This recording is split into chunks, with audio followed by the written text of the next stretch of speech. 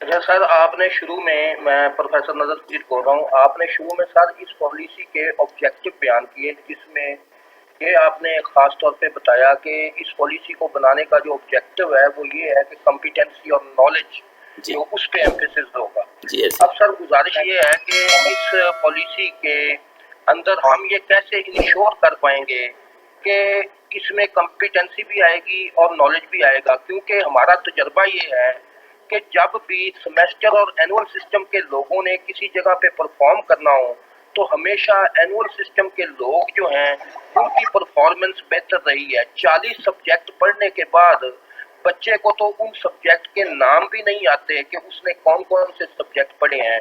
Public service commission के test, federal public service commission के test, aptitude test, GMAT, ईआर में हमेशा एनुअल जो स्टूडेंट सिस्टम के तहत आए हैं उन्होंने ही हमेशा बेटर परफॉर्म किया है। और यूनिवर्सिटियों के अंदर भी ऐसा है कि सेमेस्टर सिस्टम वाले बंदे के नंबर जो है उसको 85% पे लेके आते हैं एनुअल के बराबर करने के लिए।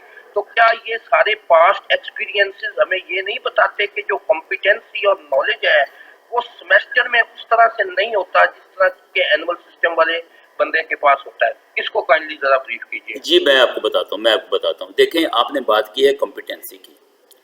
जो कॉम्पिटेंसी की डेफिनेशन है ना, उसके तीन हिस्से होते हैं। कॉम्पिटेंसी यानी किसी काम को करने की सलाहियत को कहते हैं ना, तो इसके तीन हिस्से होते हैं। आप इसकी डेफिनेशन पढ़ें तो ये तीन हिस्से होते हैं। एक हिस्सा होता है नॉलेज, दूसरा हिस्सा होता है स्किल, और तीसरा होता है एटीट्यूड। अब इसमें जो है वो तीनों चीज़ें कवर की गई हैं। यानी पहला जो पॉइंट था वो तो नॉलेज ही था, दूसरा स्किल था, और तीसरा उन्होंने दो हिस्सों में कर दिया है।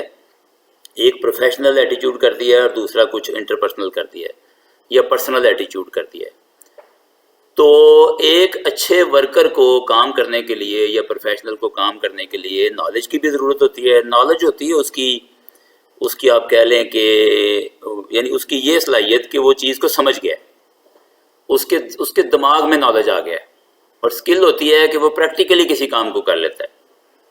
मैं अब इसकी यूँ मिसाल दूंगा कि अगर आप किसी किताब से पढ़ लें कि पानी में तैरने के 10 तरीके होते हैं, तो वो 10 तरीके आप अच्छी तरह समझ लें तो नॉलेज आपको आ गया है। लेकिन खाली नॉलेज की बुनियाद पर आप तैरना नहीं सीखेंगे। यानी आपके जहन में आ गया है कि जो है वो पेट ऊपर की तरफ करके भी तैरा जा सकता है और उल्टे होके भी तैरा जा सकता है, और पाँव की हरकत किस तरह से करनी है तो तैरा जा सकता है, बाजुओं को किस तरह से मोड़ना है और पानी को पीछे धकेलना है तो तैरा जा सकता है। लेकिन ये सारा किताब से पढ़ने के बाद या लेक्चर सुनने के बाद आपके पास नॉलेज आ जाएगा। अब हम आ जाते हैं स्किल पे। स्किल होता है प्रैक्टिकली किसी काम को करना। तो अगर किसी तालिब इल्म को जो है वो उतारा जाए पानी के उसमें हौज़ में या नहर में और उसकी प्रैक्टिस कराई जाए तो फिर वो प्रैक्टिकली तैरना सीख जाएगा। तो प्रैक्टिकली जो सीखेगा उसको हम कहते हैं स्किल।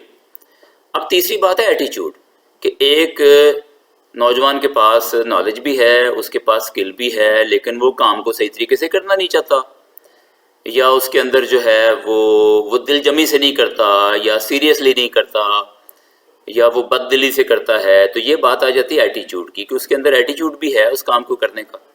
ये तीनों चीज़ें जब जमा होती हैं तो इंसान किसी काम को करने के काबिल होता है। तो इन्होंने क्या किया कि इन्होंने जो कॉम्पिटेंसी के अंदर सारी चीज़ें आती हैं, जो मैंने कहा कि मेनली ये तीन हैं, तो इसको इन्होंने इसमें जमा किया कि अगर पहले कहीं कमी रह जाती थी, खाली नॉलेज आता था, स्किल पर तवज्जो नहीं थी या एटीट्यूड पर तवज्जो नहीं थी, तो अब वो तवज्जो दी जाए। ये तो बात हो गई कॉम्पिटेंसी बेस्ड की। अगली बात आपने की है सेमेस्टर सिस्टम की। देखें, सेमेस्टर सिस्टम जो है आपने कहा कि बुरा है, इसमें बच्चे जो हैं वो जी, देखें ये आपकी राय है या और बहुत सारे लोगों की राय है। मैं ये नहीं कह रहा कि आप अकेले हैं इस राय में, ये बहुत सारे लोगों की राय हो सकती है हमारे मुल्क में।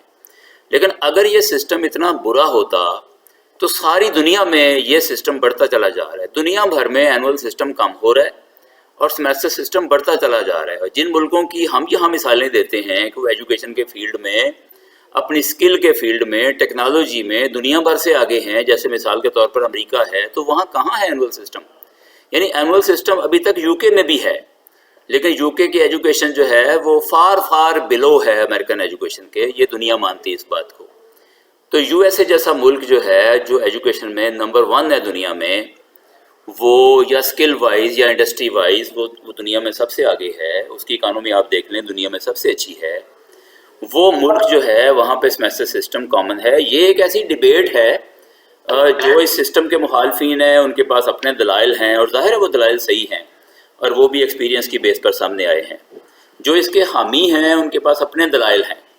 مثلا اگر آپ میرے سے میری ذاتی رائے لیں تو میں اس ڈپارٹمنٹ میں پچھلے کوئی 28-29 سال سے کام کر رہا ہوں، تو میں نے اس ڈپارٹمنٹ میں جب میں لیکچرر تھا تو میں نے بائی چوائس اس ڈپارٹمنٹ کے جو چیئر تھے اور جو باقی فیکلٹی ممبر تھے، ہمارے پاس چوائس تھی کہ ہم اینول سسٹم پہ کنٹینیو کریں یا ہم سیمیسٹر پہ آ جائیں۔